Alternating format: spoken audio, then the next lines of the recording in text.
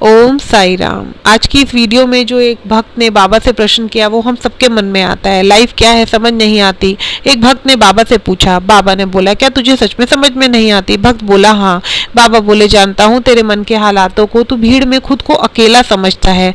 देख मैं तुझे एक नाव दूंगा और क्या तू उस नाव में 8 दिन का सफर तय करेगा? अगर तय करेगा तो तू सब जान जाएगा कि जिंदगी क्या है, लेकिन अगर बार बार मैं तुझे मुख से समझाऊंगा तू नहीं समझ पाएगा। भक्त बोला बाबा मैं जाने को तैयार हूँ। बाबा ने कहा तो देरी किस चीज की, मैं तुझे एक नाविक दे रहा हूँ, वह तुझे सफर तय करा देगा। पहले दिन वो सफर पे चल दिया। नाव के आसपास कुछ लोग आए और बोलने लगे कि अगर तुम उस छोर तक जा रहे हो तो भाई हमें भी छोड़ देना। उसने सोचा इतना लंबा सफर है, अकेले कैसे तय करूंगा। उसने कहा चलो साथ चलो। कहने का मतलब ये है कि दुनिया में जब इंसान आता है तो अकेले सफर तय करना थोड़ा मुश्किल होता है, तो वो कहीं ना कहीं अपने मित्र अपने रिश्तेदारों के साथ अपना सफर आगे की तरफ तय करता है। देखते देखते कुछ दिन निकलने लगे। वह पहले तो उसे सब बहुत अच्छा लगा और बातचीत करते करते उसके सब लोग बहाने से लगे, लेकिन थोड़े ही दिन बाद उसे कुछ चीजें अजीब सी लगने लगी और सामने वाले लोगों को उसके अंदर अजीब लगने लगा। पहले जैसा दिख रहा था अब वैसा कुछ चल नहीं रहा था। इस नाव के सफर में उसे अपने को अच्छा दिखाने के लिए कुछ उस सफर में झूठ बोलना पड़ा। जो खुद को पसंद आता वो नहीं बल्कि दूसरों के हिसाब से सोचने की कोशिश करने लगा। मुस्कुराता तो भी वह अपने लिए नहीं बल्कि किसी और को हंसाने के लिए मुस्कुराता। अब धीरे धीरे सफर तो चल रहा था लेकिन वह खुद को अकेला सा महसूस कर रहा था। उसके साथ 4 और व्यक्ति बैठे थे, लेकिन फिर भी वो असल में मुस्कुरा नहीं रहा था बल्कि दूसरों को मुस्कुराने के लिए मुस्कुरा रहा था। वह फिर अपने भीतर ही भीतर खुद को अकेला सा महसूस करने लगा। पूरे रास्ते के सफर में सोचता रहा कि उनसे बेहतर दिखूं, वाहिया लूट लूं।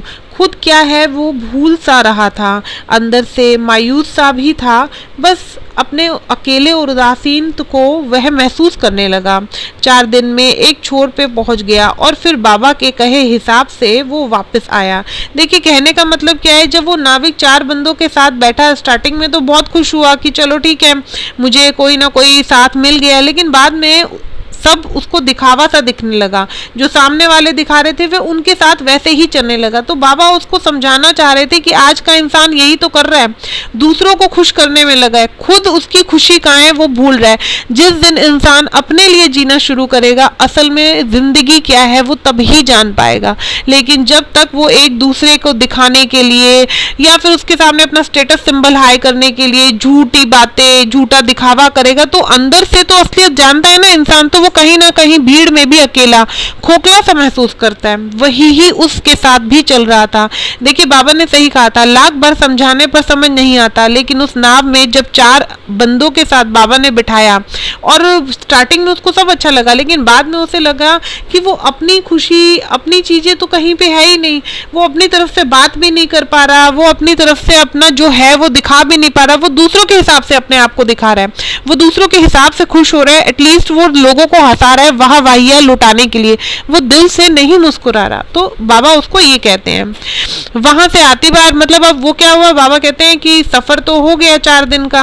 अब 4 दिन बाद जब उसे वापस आना था, क्योंकि 8 दिन का सफर था, 4 दिन जाने में और 4 दिन आने में, जब वो 4 दिन में आने लगा तब फिर 4 लोग और मिल गए। उन्होंने कहा कि बाबा क्या अगर तुम वहां तक जा रहे हो तो भाई मेरे को भी छोड़ देना। उसने कहा चलो मैं तुम्हें भी ले चलता हूँ। तो कहीं ना कहीं इस स्टोरी में अगर आप ध्यान से सुनेंगे तो बहुत ही बड़ी सीख है। तो आगे क्या होता है, अब वो जो 4 नाविक वापसी में आती बार साथ थे उसमें से एक बोला कि मेरा व्यापार तो बहुत अच्छा चल रहा है और भाई तुम बताओ कि तुम क्या करते हो। वह एक छोटा व्यापारी था, लेकिन उसके सामने अपने आप को कम न लगे बोलने लगा कि मेरे नीचे भी कुछ लोग हैं काम करते हैं और मेरा व्यापार भी बहुत अच्छे से चल रहा है। फिर वह आगे बोला कि मैं अभी जब जहाँ रुका था तो वहाँ पर एक भिखारी आया और वह मुझसे कुछ मांगने लगा पर बार बार मुझे छू रहा था, मेरे वस्त्र भी गंदे कर दिए। जबकि उसके हृदय में यह था कि भिखारी भी तो इंसान है, लेकिन वह उसके सामने क्या बोलता है, कहता है कि हाँ ऐसे लोगों से दूर ही रहना चाहिए, ये धीरे धीरे पास आने लगते हैं। मतलब बाबा उसे दिखाना चाह रहे थे कि वो क्या था और वो क्या से क्या बनता जा रहा है। जब वो खुद को दूसरों के लिए इतना ज़्यादा बदलेगा तो वो खुश कहाँ से रहेगा। लाइफ क्या है उसके मन में यही तो क्वेश्चन आएगा, क्योंकि वो खुद को बदल रहा है कहीं ना कहीं। देखो, इंसान कपड़े चेंज करे, अच्छा लगे, एक अलग बात है, लेकिन वो भीतर से अपने आप को बदल रहा हो तो वो एक दिन भीड़ में खुद को अकेला ही समझेगा। और जैसे जैसे सफ़र तय कर रहा था मैं खुद को अकेला ही महसूस कर रहा था। थोड़ी ही देर में वो बाबा के पास जाकर द्वारका माई में बैठ गया। बाबा उसे देख रहे थे, बोल रहे। बाबा बोले, क्या बात, तू कहीं होकर आया है, तेरा सफ़र कैसा रहा? उसने कहा, बाबा बस ठीक था। बाबा ने कहा, क्या तुझे जीवन के बारे में समझ आया? कहता, बाबा कुछ कुछ तो समझ आया। बाबा कहते हैं, कुछ नहीं या सब कुछ समझ आया? अरे मुझसे क्यों छिपाता है? तब वह बोलने लगा, हाँ बाबा, मैं सब समझ गया हूँ। मैंने पूरे सफ़र में दूसरों के हिसाब से ज़िंदगी का ये 8 दिन का सफ़र बिताया। मैंने खुद क्या हूँ यह तो दिखाने का प्रयास ही नहीं किया, लेकिन दूसरों को हंसाने के लिए हंस रहा था। खुद हंसी आए या नहीं आए, फिर भी दूसरों के चक्कर में मुस्कुरा रहा था। बाबा कहीं ना कहीं भीड़ में भी मैं अकेला ही महसूस कर रहा था। तब बाबा बोले, देख, तू जीवन का सफ़र भी ऐसे ही तय करता है। तू होता तो भीड़ में है, लेकिन अकेला क्यों महसूस करता है? क्योंकि तू खुद को बदलता है।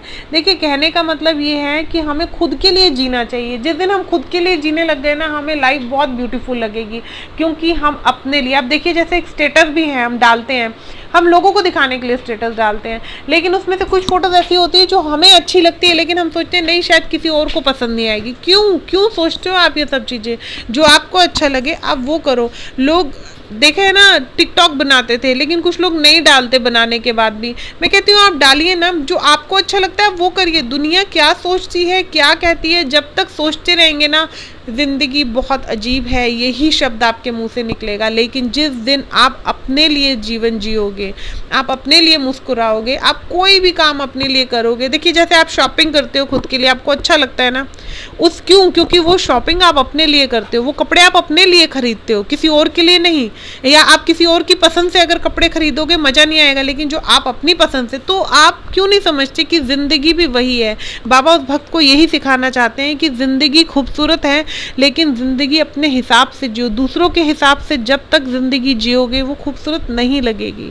देखिए, कहानी बहुत छोटी है, लेकिन इसमें बहुत बड़ी सीख मिली है कि आजकल का जो मनुष्य है वो यही कर रहा है। वो सिर्फ दूसरों को खुश करने में लगा है, लेकिन खुद को इतना भूल जाता है कि एक दिन खुद को भीड़ में अकेला महसूस करता है। तो मेरी आज की ये स्टोरी आपकी ज़िंदगी में अगर आप फॉलो करेंगे तो कहीं ना कहीं ज़िंदगी में मुस्कुराने की वजह आपको डेफिनेटली मिल जाएगी। बस मैं आपसे इतना ही कहूँगी कि आप मेरी वीडियोस को लाइक एंड सब्सक्राइब ज़रूर करिए। क्योंकि आप इसी तरीके से और वीडियोस को भी देख सकेंगे बाबा के थ्रू, ऐसे मैसेजेस जो हम कई बार अपनी लाइफ को लेकर रुक जाते हैं, उन सबका जवाब मिलेगा। ओम